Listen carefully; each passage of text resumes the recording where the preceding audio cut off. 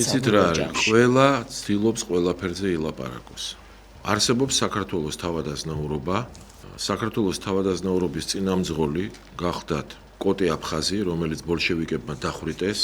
ბოლშევიკური რევოლუცია მოხდა, ჩამოყალიბდა საბჭოთა საქართველო და დახვრიტეს კოტე აფხაზი, მასთან ერთად კიდე 15 კაცი, ესენი ყველანი გმირები იყვნენ. როდესაც გამსახურდიას დროს საქართველოს დამოუკიდებლობა აღსდგა ასევე საქართველოს თავადაზნაურობა. ქალბატონი იამუხრანელი დღეს დედამარიამია, სწორედ ის იყო ინიციატორი, რომ აღდგენილიყო თავადაზნაურობა. დღეს მე გახლავართ თავადაზნაურობის წინამძღოლი. ეს საკმაოდ დიდი ორგანიზაციაა, რამოდენიმე ასეულ ადამიანს მოიცავს. აქვს მუშაობა მიდის გენეტიკაზე, ისტორიულ გვარებზე, საერთოდ გვარებზე, ისტორიაზე, ჩვენ წერთ კლიპებს შესაბამის და ეხა იძულებული ვარ რა ვთქვა, რომ არსებობს გარდა ამისა, ჩვენ არა ვართ მონარქისტული პარტია, მაგრამ საქართველოში ორი პარტია არსებობს მონარქისტული, სამი თუ არა. მონარქია ეს იდეაც არის და იდეოლოგიაც არის. და საერთოდ ჩემი აზრით ამაზე უნდა საუბრობდნენ ის ადამიანები, ვინც ამაში ერკვევიან. უпростоრედ საუბარი და ლაპარაკი ყველას ყველაფერზე შეუძლია და აზრი ყველას შეიძლება რომ ჰქონდეს და უნდა ჰქონდეს.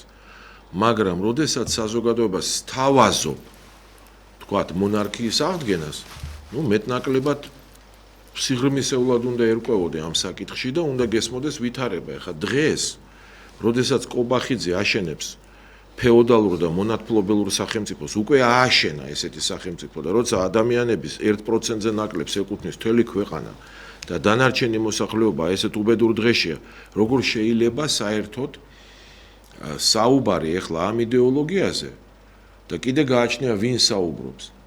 ჩემის აზრით ეხლა ბატონი ზურაბ მახარაძემ დაიწყო საუბარი ამაზე, კაი, ისაუბროს, მაგრამ მე ამბობს, რომ შეხვდა პატრიარქს, მიიღო კურთხევა, რომ ამაზე უნდა შეხვდეს მიტროპოლიტებს, ეპისკოპოსებს და აი ესე ვთქვათ, ამ მოძრაობას უნდა სათავეში ჩაუდგეს.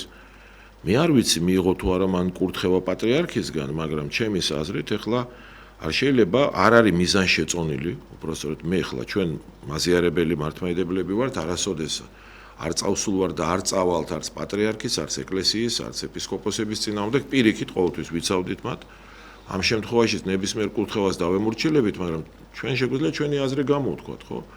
ჩვენი აზრი ისაა, რომ არ არის მიზანშეწონილი, რომ მაგალითად აგრონომი იღებდეს კურთხევას სამედიცინო ან ქირურგიული ოპერაციების გასაკეთებლად. არ არის მიზანშეწონილი, რომ კურთხევას მონარქიაზე, ამ იდეაზე, ამ იდეოლოგიაზე რაღაცა მოძრაობის შესაქმნელად იღებდნენ ის ადამიანები, რომლებიც საერთოდ მოწყვეტილიანი არიან ამ თემას. არც თავადაზნაურობის წევრები არიან, საერთოდ სიღრმისეულად არ ესმით ეს საკითხები. აქ მილიარდი ნიუანსია, არ ფლობენ ამაზე ინფორმაციას, მაგრამ რაღაცის პროპაგანდისტები არიან და აქტიურად ხვდებიან მიტროპოლიტებს, იქ ეძებენ მხარდაჭერას.